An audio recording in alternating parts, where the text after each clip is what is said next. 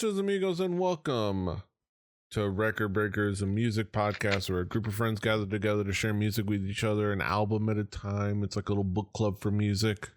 One time had by all. I'm PD Rave, and here with me is my team, my squad, my crew, my triumvirate. We've got David Majors, aka DJM. Ahoy, hoy, cool cats and cuties. Remember, emotions, social cues, they are not a symphony. They are jazz. And we have Drew at the end. Got a lovely product from a friend's area up north. Lovely Fago Black Cherry. You'll love to see it. You'll love to see it.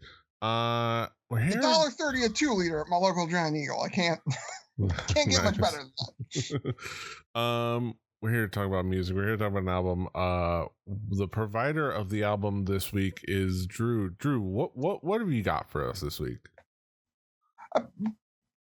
Continuing what seems to be a trend of me bringing on things from artists in the LGBT community, I decided to bring on a artist that kind of came into my purview recently, again, thanks to like a lot of dance artists have been lately for me, the wonderful world of TikTok,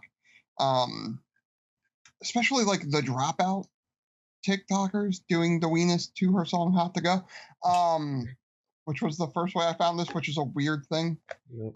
But it's The Rise and Fall of a Midwest Princess by Missouri's own Chappell Roan. David, you and I think this trio plus our buddy Kaz kind of have are all frequenters of TikTok. We're all trying to send. We all kind of like have a thing. We're all sending each other TikToks all the time. True. It's good. It's a You great rule. 3 and like 2 other people are like my top, like that I just will send random TikToks to constantly. And it's it's our pastime that we enjoy with each other. What has been your experience with Chappell Roan in that realm or outside of it?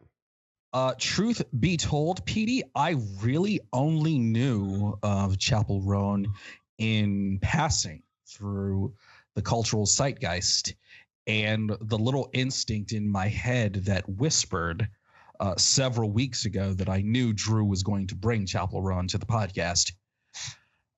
Like the embassy being raided, it was only a matter of time. Honestly, she was not quite in. Wait, they is she? I didn't. She. Okay, all right. Chappell Roan was not really in my algorithm just yet. No. So I had really only seen and heard the name in passing. Yeah, I've gotten quite a few of in particularly one of the songs that we'll very likely talk about. Petey, before we get started, I think we should turn the comments off on this one too. We'll see.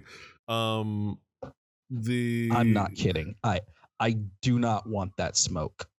Because you get a lot of like the I think Drew and I particularly, we get a lot of the pop girlies in like TikTok in our feed. We get a lot of like the hot to go memes and also like the hot to go like parody memes and like a lot of that stuff. So I was familiar at least with that, and I would always also observe like people talking about Chappell Roan in the zeitgeist and how the kind of like headway that she's been making in kind of like becoming a cornerstone like pop star nowadays in the past like few years, like so I was intrigued for checking out the like I've never gotten a chance to like listen to a full song really, so I was intrigued to see what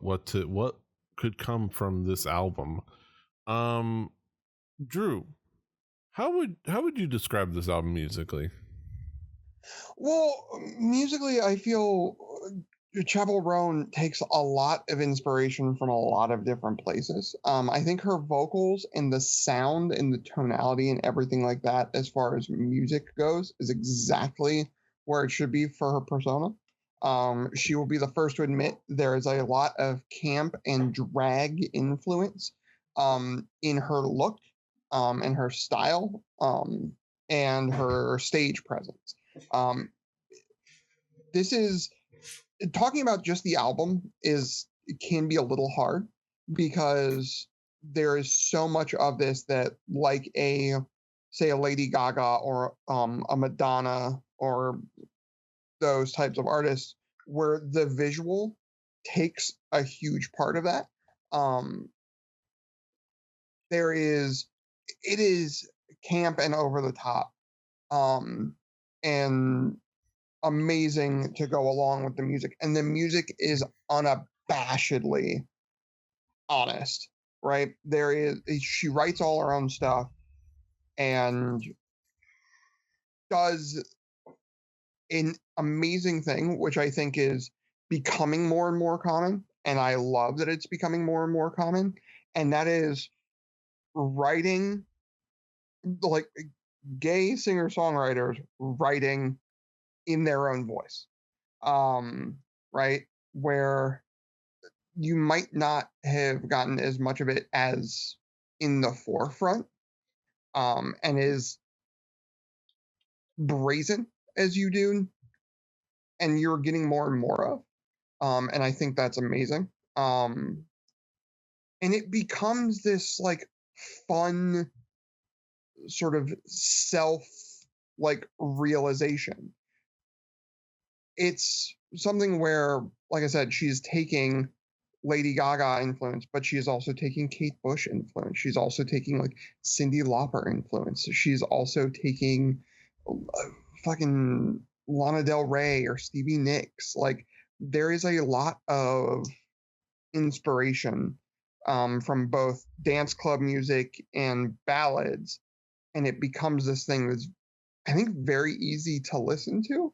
And because of that, I think the message can shine through in a way that, like, you're like, oh, wait, this would usually be a song that's very much about a certain thing, but it's about a different thing. And that I don't know, something about that hit my ear just right. Mm-hmm. David, how would you describe this album musically? I would describe this album musically as unhinged in the best way possible, complimentary. I mean unhinged in the best way. It is unencumbered. It is uninhibited. And there's a lot of sex on this album too. Like, there's a lot of the sex. Just, for anyone that's paying attention, that there is talk of the sexual intercourse on this album. And as Drew said, it's great that we're doing that, and it's okay. When I heard Chappell Roan sing, the person that came to mind was Tori Amos vocally. I heard a little bit of Tori Amos in her voice.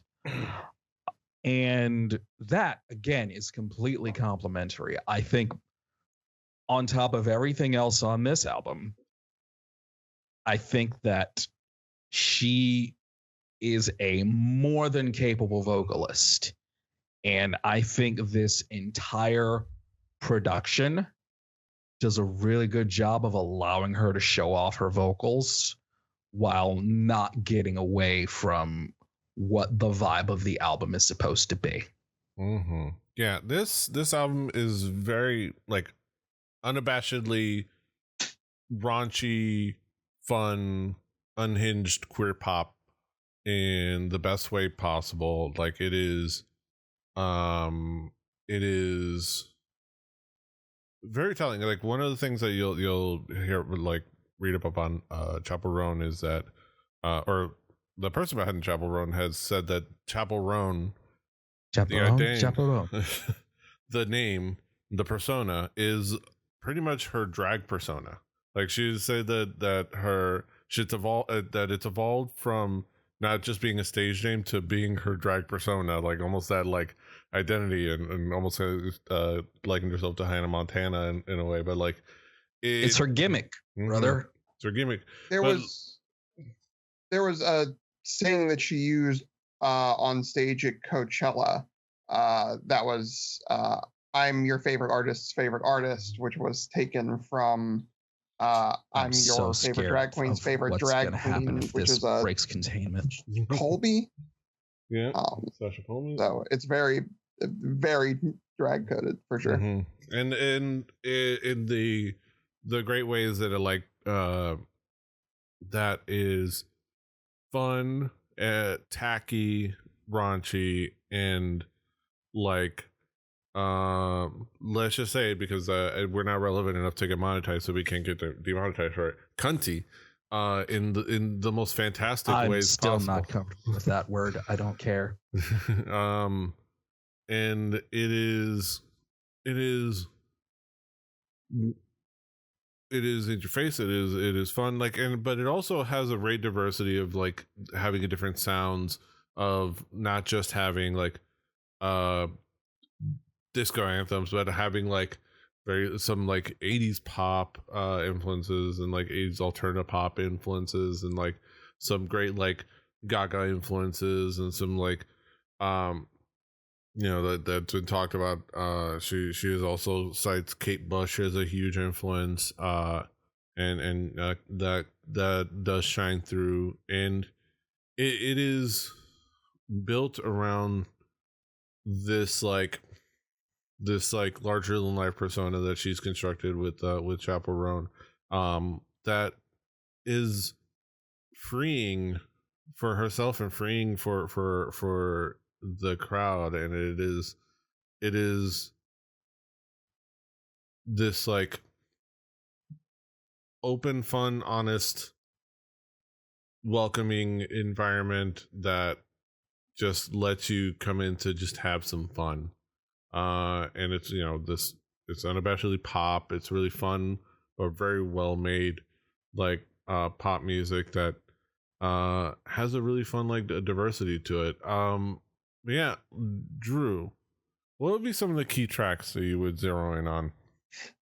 Well, the opening with the Drew thing, but the opening Phenomenon, with a slow, almost ballady feel, and then saying like, no, we need a dance beat, like let's get a dance beat, while being like very like lesbian forward lyrics, I think was amazing. And they're the style of lyrics that you would expect like a normal, like heteronormative dude to be delivering in a pop song. Like, oh, like this very like Mr. Steal Your Girl almost sort of feel to it, which I think is great. The bass line in After Midnight was one of my favorite points on the album as a bassist. It is awesome. I looked it up. I think I can play it. I might take some time learning it this week. Got some other stuff I got to take care of, but it's going to be on my short list. The one I think PD was alluding to earlier that's made its rounds around lesbian TikTok is the HOTTOGO, Hot to Go, the cheerleader sort of like if you had a Kate Bush song mixed with like a Cyndi Lauper, Tony Basil cheerleading song, I feel like so. There is a video for this, you're saying? Yeah. Hot to Go. I think there is a music video for this, but there is a lot of TikTok videos for this. Right. For Hot to Go. Because the whole thing is doing the YMCA to the letters.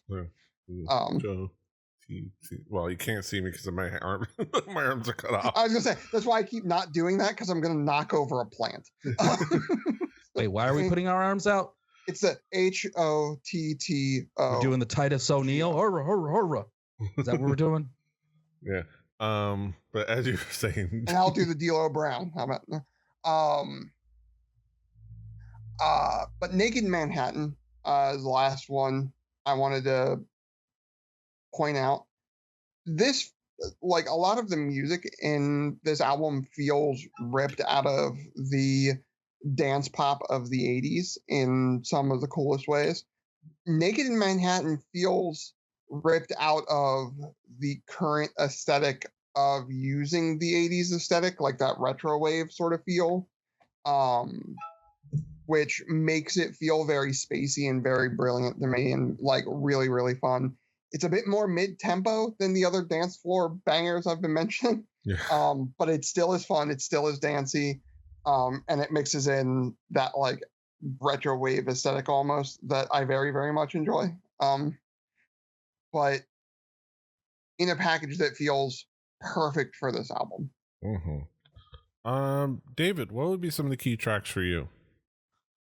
Okay. I'm gonna start with After Midnight. That was the first song, the third track that really felt for me just kind of put it all together. That's the track where it clicked. Coffee and Casual were both outstanding ballads, just really, really great.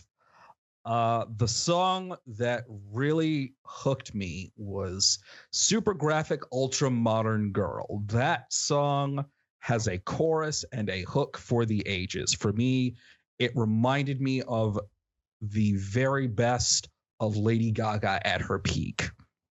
Just outstanding. And then immediately jumping to Hot to Go. It was a total tonal shift, but I think it was a good one because the last song was a pretty hard to follow one. So I think that ended up okay. My Kink is Karma, another one. I really loved the 80s vibe in this one. The whole song is just kind of wild. And like I said, unhinged in the best way. And I mean that in just the most complimentary way possible. And lastly, I think Guilty Pleasure is a fun final track, and it bookends the album and finishes exactly how it started. Yeah. I would like some of the tracks that I would zero in on. I would say like Red Wine Supernova is a fantastic track, and it follows up the opener, and also including that like those like 80s esque like chanty choruses, like a chorus, but like the backup singers and kind of like bringing that like 80s esque pop feel into this album. Super Graphic Ultra Modern Girl, yeah, like David said, it's very Gaga-esque, like peak Gaga, but done really well, and it is an exemplary. That's complimentary. Peak Lady Gaga, complimentary. And it is just done really well, and it's such a good like club bop for the right clubs. And Pink Pony Club, it just has a great like emotion and but great poppy feel to it. Great like bouncy track that feels really fun and anthemic to the feel. And like I said, like the couple ballads in between, and particularly Casual like had almost like a tinge of like country in there. At least in Stop like saying that word, Jesus. in the like delivery and like this like folksy feel to it, and despite being a very much a pop ballad, and I thought that really like sold in just, and also just being a ballad where part of is she describes being eaten out in the passenger seat of a car in a love ballad. It's just a beautiful encompassing of this album. And yeah, let's bring it back around the horn, talk about some conclusive thoughts. David, what would be your conclusion on this album as a whole? If this breaks containment, I'm quitting the podcast.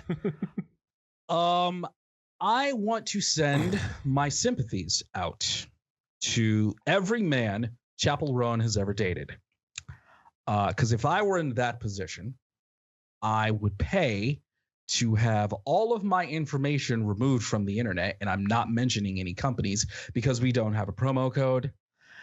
And I would also move, and I would move to another state, and if I had hair, I would shave my head. Overall, this album is outstanding. I think that Chappell Roan is an elite talent. I don't say this like lightly. She is like the direct descendant of Lady Gaga.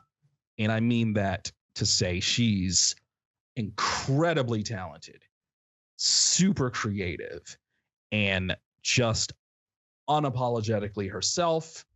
And I think everything about that is absolutely fantastic.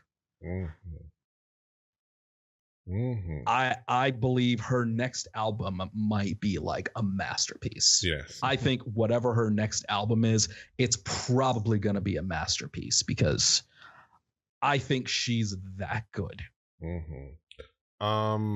Yeah, this is an exceptional pop record. It's an exceptional pop record with anthems for the girlies of all genders. And even those of us that aren't. Exactly. That really kind of like makes you feel like just jumping around and having fun. It does what pop does at its most dynamically great, which is it hooks you in and makes you feel energized. Makes you want to jump up and down. Makes you want to jump up and dance and serve. And this we're not no. And this is well crafted, well made, and it's so promising. And there's though she had just originally intended to kind of make it as a reference to I forget to let me look it up because I want to give the proper credit. The drag icon, but she uses the same term, your favorite artist, and though she originally made it as like a reference or as a reference to Sasha Colby, she started to kind of like accumulate a lot of people like singing her praises and on multiple fronts. So she's manifesting that as kind of a true statement of like she's becoming your favorite artist, or just your favorite artist. Exactly. And there's a reason for that. She's showing something that even others in the field can see is really promising, really, really fantastic. And I would go so far as to say she's like a once every 15 years type of talent. So check out this album, and it is highly recommended. We think this is we're looking forward to more Chappell Roan. Outstanding. Outstanding. But yeah, last but not least, Drew, what is your conclusion on this album as a whole? This is an album that I think there are albums that can be important, and there are albums that can be good, and there are some albums that are both. And I think this is one of those albums that are both. It does and says something that I think is coming to a head. But I speak as an American, but seems to be coming to a head in a lot of other places as well. And it's sort of, there's a dam that's breaking, and there's water going to be rushing, and Watch there the are things that need analogies. said. Something, a wand and a rabbit. But the thing is that there has always been these types of artists, and I think that what Chappell Roan is doing so well is putting all of these pieces together in a way that is bombastic and in your face, but doesn't come off as a joke or played for money or played to try to like get into like bed with a certain, well, it's played to get into bed with a certain group of people, but more like a regular like a musician would be trying to get into bed with you. Sometimes I feel like certain artists will take on personas or take on looks or take on feels to try to get into a niche community and make them like, oh, they're gonna buy from me because there's not much of this out there. Yeah, This is some artists might sing about how they kissed a girl and they liked it. Yeah, and then very much be something different later on and try to get the grift is hard with that one, Petey. Mm-hmm. But this isn't that. Like seeing where she grew up, it's Willard, Missouri, less than 6,500 people is the population of the last census. It is a small community. And for someone like this to be putting that person on the map, and she is going into state fairs doing the same stage show that she's doing at Coachella and the balls and all of that sort of shit. She is putting on a crazy drag performance in these places with this awesome music. And all of it feels so buttoned up that the only way that somebody would be able to attack this is the bigoted way, because the music is there, the work is there, the artistry is there. You might not like dig the tunes, but like the work is obviously there.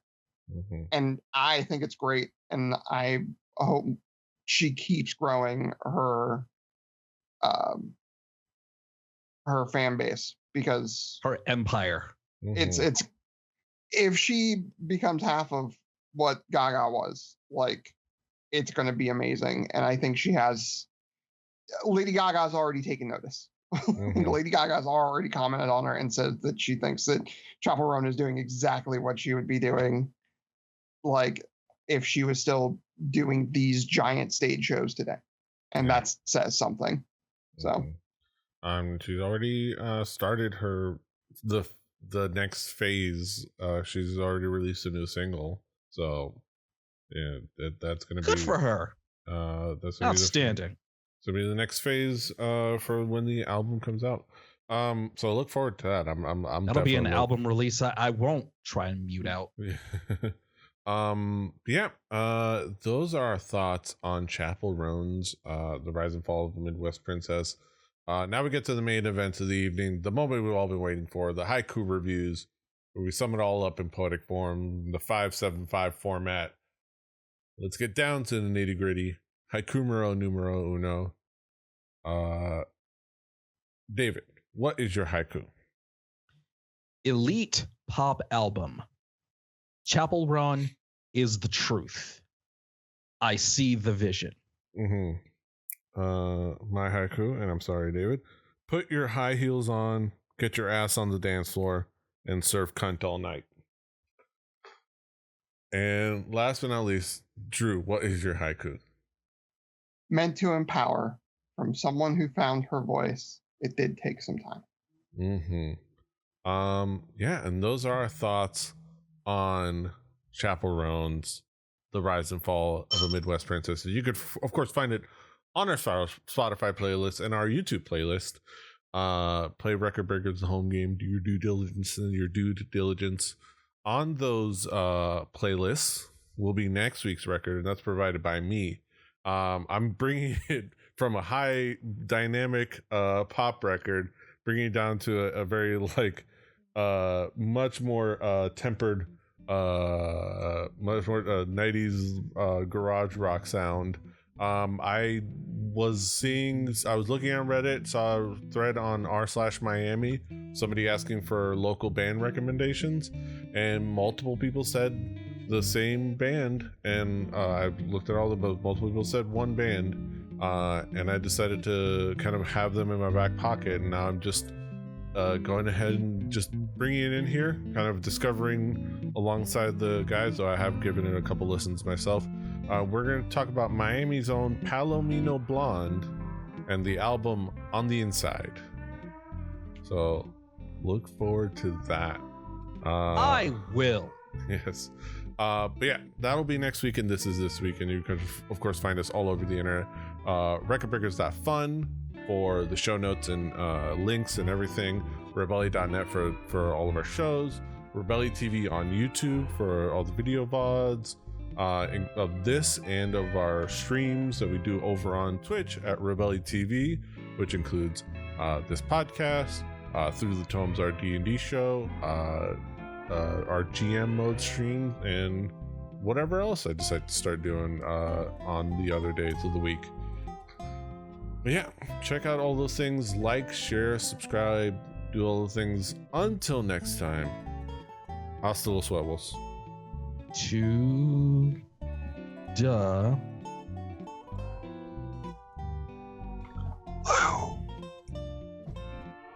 Annyeong. Fighting. I'm not saying it in case we break containment. Toodaloo, kangaroos.